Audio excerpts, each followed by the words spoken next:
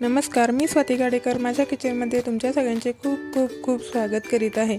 आज आपण कच्च्या पपईची रस्सा भाजी कशी बनवायची ते बघूया। त्यासाठी मी आधी हाताला तेल लावून घेतले, कारण पपईला चीक वगैरे असतो तो हाताला उभरू शकतो त्यासाठी। नंतर पपई पिलरने या प्रकारे सोलून घ्यायची आहे। पूर्ण हिरवा भाग काढून घ्यायचा आहे पपईचा, तो राहिला तर कळवट लागू शकतो त्यासाठी। नंतर त्याचा कडेचा भाग या प्रकारे काढून घ्यायचा आहे दोघी साईडचा। नंतर मधून याचे दोन भाग करून घ्यायचे, कारण हे जे खोलगट भागात हिरवा साल आहे ते निघत नाही, त्यासाठी मी दोन भाग करून घेतलेत। आणि या प्रकारे आता त्याचा मधला भाग काढून घेते या प्रकारे, कारण ते खोल भाग असल्यामुळे निघत नव्हतं त्यासाठी मी कट करून घेतले आधी। नंतर मध्ये हा बियांचा जो भाग असतो व्हाईट बिया बारीक बारीक ते पण सगळं काढून घ्यायचं आहे, ते पण कडू लागतं त्यामुळे।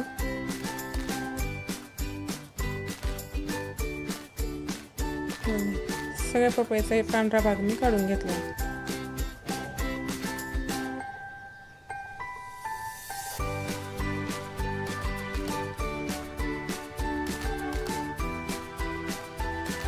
नंतर पपईचे मध्यम आकाराचे काप करून घ्यायचे आपल्याला हवे तसे।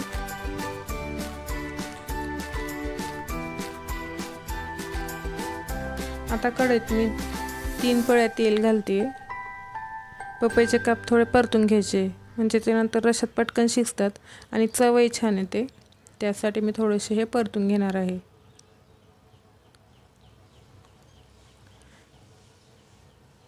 ही भाजी खूप छान लागते। पाहुणे आले आणि घरात काही नसलं तेव्हाही आपण ही मसाली भाजी बनवू शकतो, आणि डब्याला वगैरे देण्यासाठी किंवा घरी आपण खाण्यासाठी करू शकतो।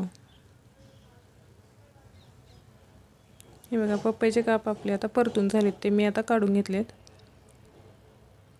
आता आपण मसाला बनवून घेऊया। त्यासाठी मी एक कांदा भाजून घेते, एक मध्यम आकाराचा कांदा घेतलाय। 4 माणसांसाठी ही भाजी मी बनवते। कांदा छान परतून घ्यायचा। कांदा आपला परतून झाला की तो काढून घ्यायचा आहे, आणि गॅस बंद करून फक्त तवा गरम आहे त्यावरच आपण खोबरं भाजून घ्यायचे, कारण खोबरं मी किसून घेतले त्यामुळे ते बारीक आहे, ते पटकन करपतं, त्यासाठी गरम तव्यावरही खोबरं छान भाजलं जातं।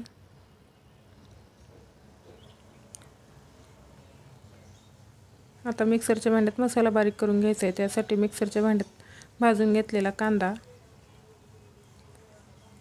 3 चमचे खोबऱ्याचं खीस,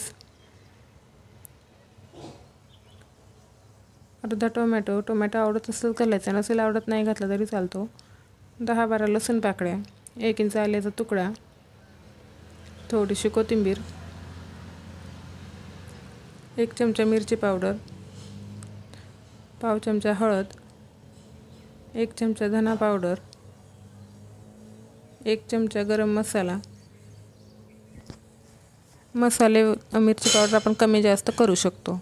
त्यात थोडंसं पाणी घालून मसाला छान आता बारीक करून घ्यायचा आहे। हे बघा, मसाला बारीक करून झाला आहे। आता आपण ज्या कढईत पपई परतून घेतली होती त्यातलं थोडं तेल काढून घेतलं आहे, आणि त्याच तेलात मी आता अर्धा चमचा जिरे आणि करून घेतलेला मसाला घालते।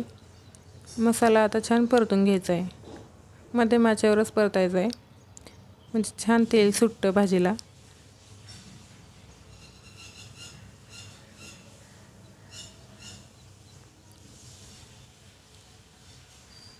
मसाला छान परतायचा, मसाला परतण्यावरच भाजीची चव अवलंबून असते।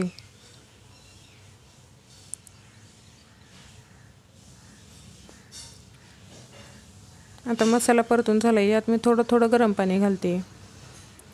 पाणी थोडंच घालायचं, त्यामुळे तरी छान येते, तेल छान सुटतं। हे बघा, छान तेल सुटायला लागले भाजीला। आता आपण जे पपईचे काप परतून घेतले होते ते मी घातलेत। हे मसाल्यात मिक्स करून घ्यायचे। हे मिक्स करून झालं की गरजेनुसार त्यात आता गरम पाणी घालायचं आहे।